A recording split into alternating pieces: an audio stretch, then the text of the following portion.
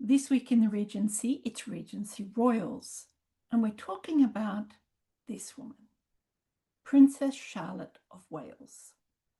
Now, you'll remember she is the daughter of the Prince Regent, although when she was born, he wasn't the Regent, he was just the Prince of Wales.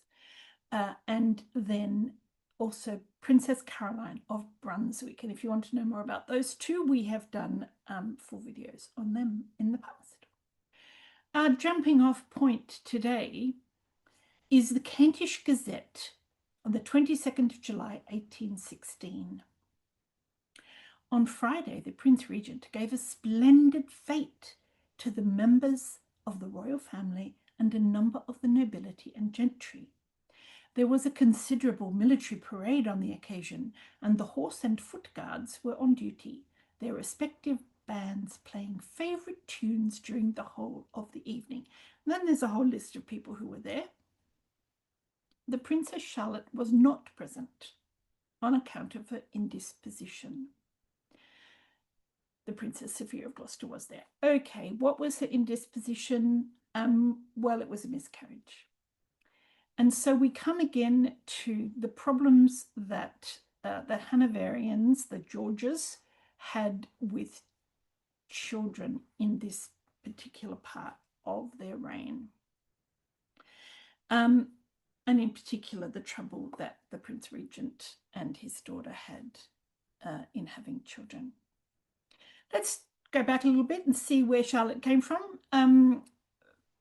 Caroline of Brunswick and the man who became George IV, Prince George of Wales, married in and had sex 3 times, we think, in their first week, and that's where she comes from.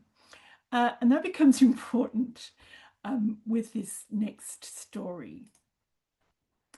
Delivery of the Princess of Wales. This is the Hampshire Chronicle on the 9th of January, 1796. So we are not in the Regency at this point. Regency starts 1811-ish. So this is in the reign of George III. We have the satisfaction to announce the safe delivery of Her Royal Highness the Princess of Wales, that's Caroline of Brunswick, of a daughter on Thursday morning at past 9 o'clock at Carlton House. Her Royal Highness and the infant princess are in a state that promises health to both. Isn't that nice?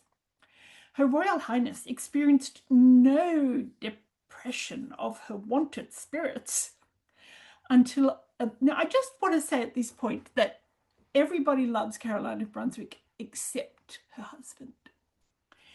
Her Royal Highness experienced no depression of her wonted spirits till 11 o'clock on Wednesday night, when the gentlemen of the faculty were immediately sent for, because royal birth of the heir to the throne has to be witnessed, and you don't get to control who is in the room with you.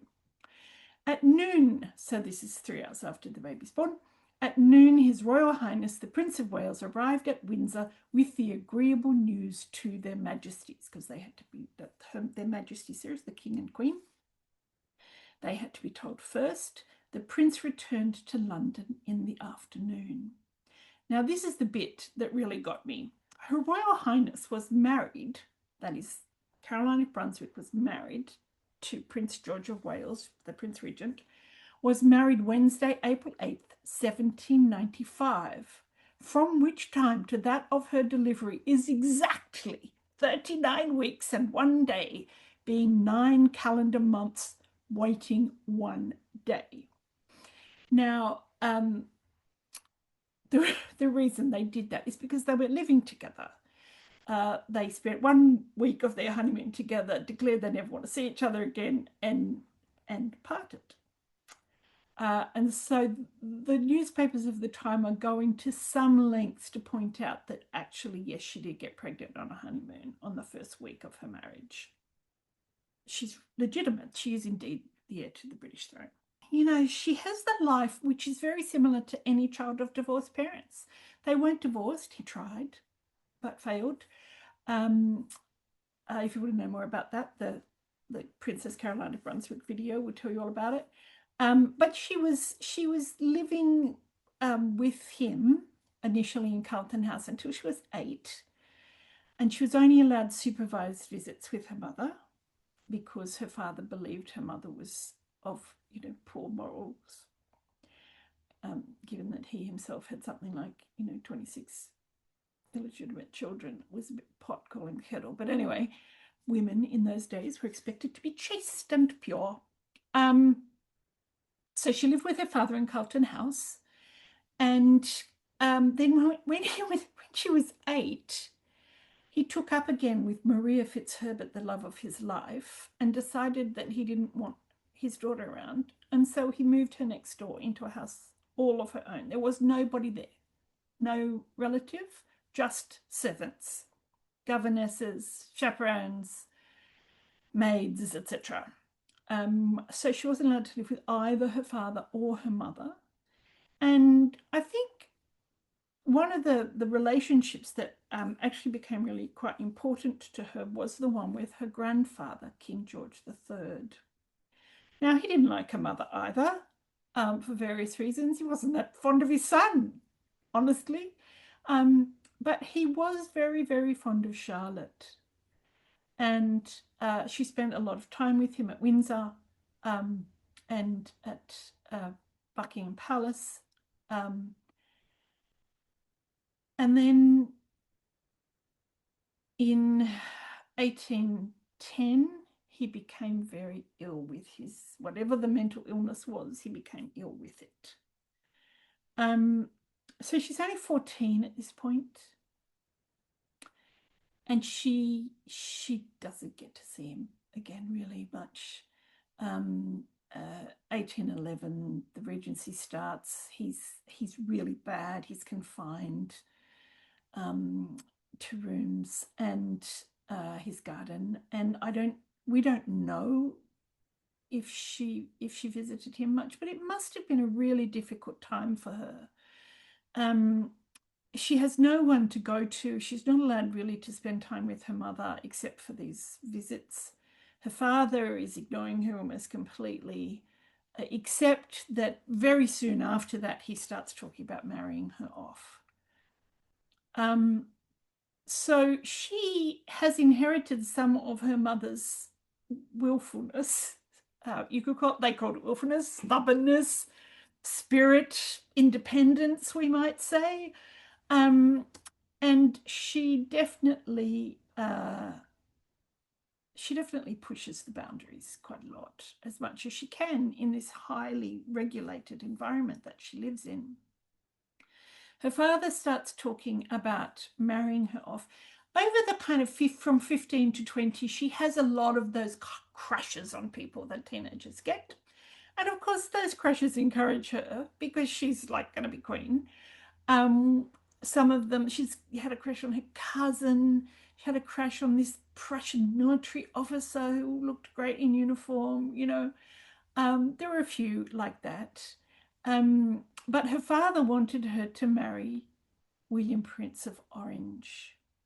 Now, William was the heir to the throne of the Netherlands.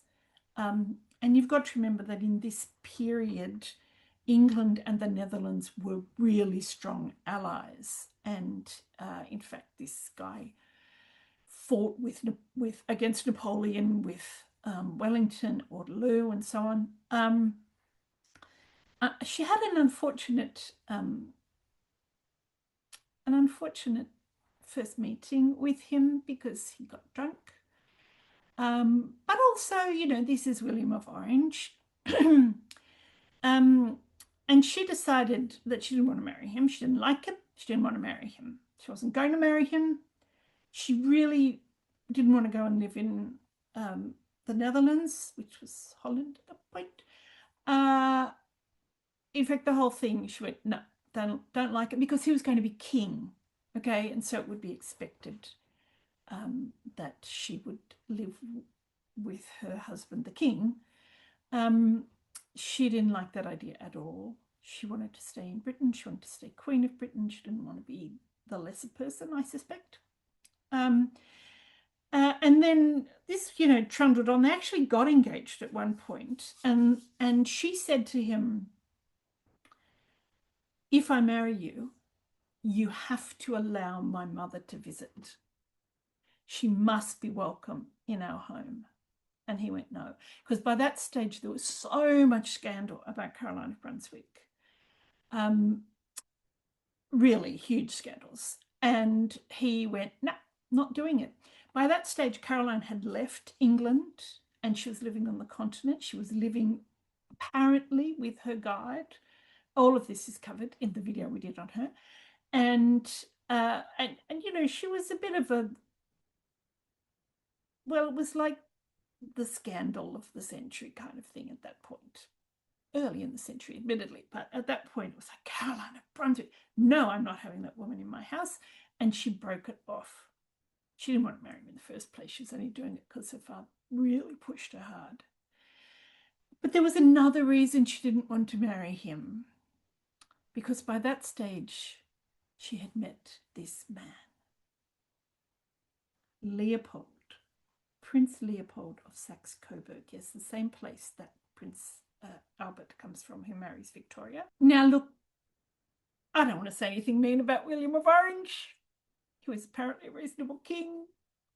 But if you had to choose between him and someone who looks like the embodiment of Mr. Darcy, which one would you look at and go, yep, I'll have him. Thank you very much. So it took her a long time. And at one point, she actually ran away from home and went to her mother's house. This is just before her mother went to the continent. She ran away from home, like literally kind of just ran out of the palace in what she was wearing, and went off. And there is some nice person went, are you okay? I'll get you a cab. I'll get you a hackney.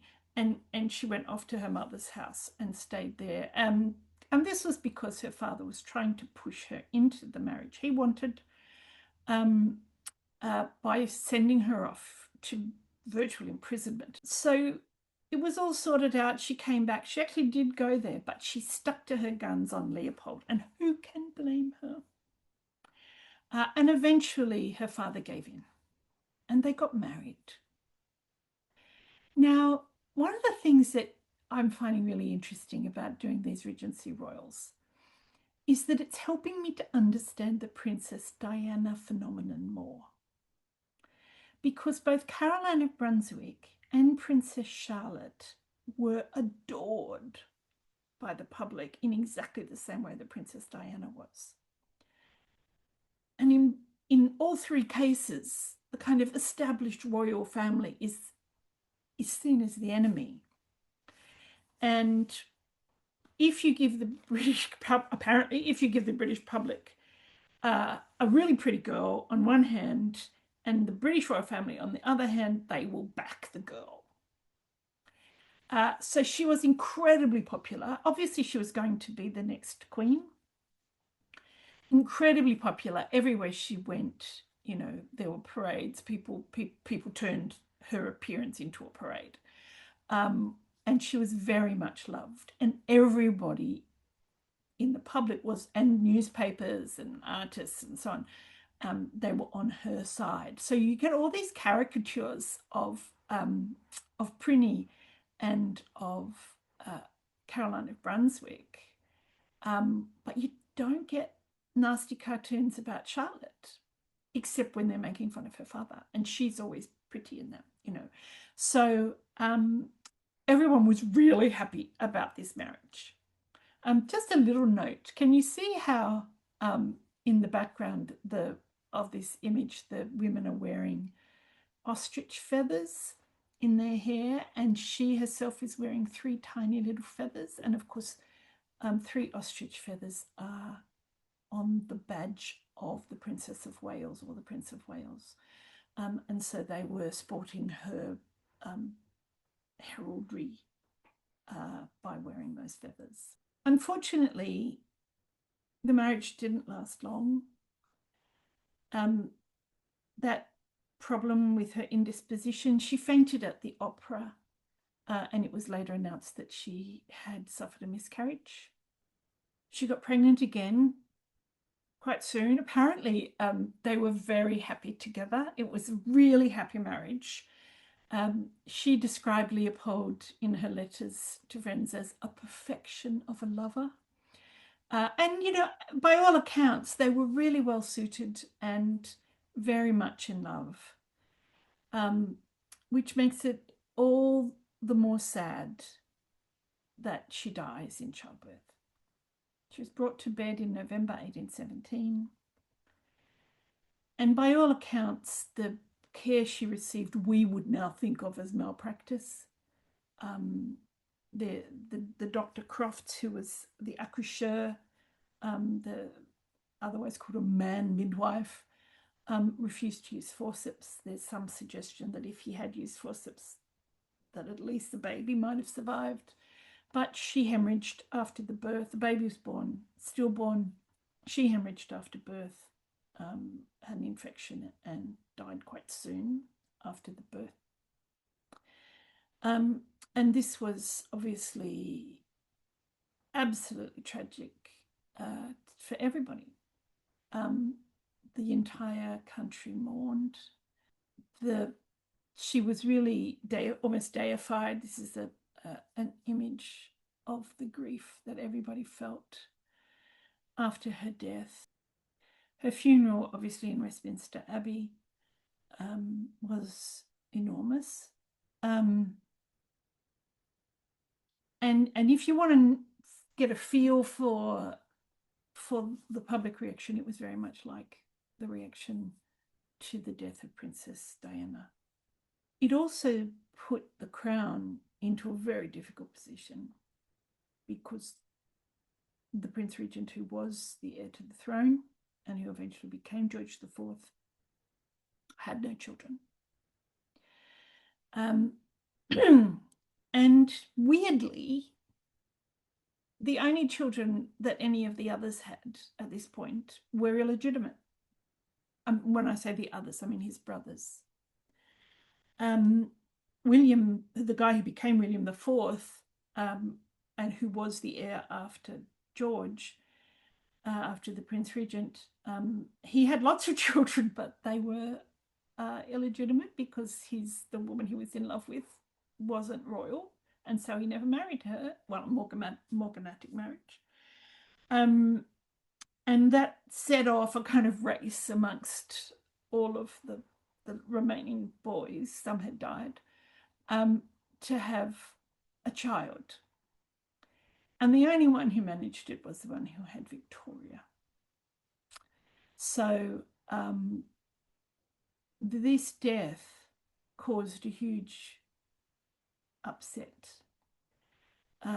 And people were very worried indeed about what would happen to the crown, and whether or not there would in fact be anybody in the direct line who would be able to inherit. There were women, of course, and they all had kids. They'd been married off, most of them, but they would have preferred to go down through the male line, because those women were all married to foreign princes or kings, and they didn't want the British throne to get, in a sense, too connected to the continent. So it's a sad and short life in some ways. She had a really difficult childhood. Her mother was not the greatest mother in the world. Her father was definitely not the greatest father in the world. Her grandfather, whom she loved and who really did care for her, was confined because of mental illness. The Queen, whom she was named after, Queen Charlotte, was certainly available to her, but there's not a sense that they were really close. She was clearly closer to the king. So she was very much a lonely figure, it seems to me, surrounded by people who would report on her to her father or her mother or the king. Very few people to trust. And then she found Leopold, this wonderful, apparently quite wonderful man. And what happened to him? Well, he became King of Belgium. Belgium separated from France, and they invited him. There wasn't a Belgian royal family in the same way that there was in other parts of Europe at that time. And so various parts of the world, parts of Europe said, well, what about this guy? Take this guy. And of course, Britain had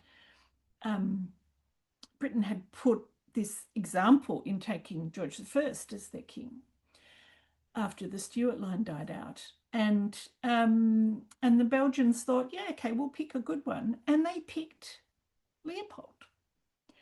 And he remarried and had children, also had a mistress and had children. So, not an entirely wonderful human being.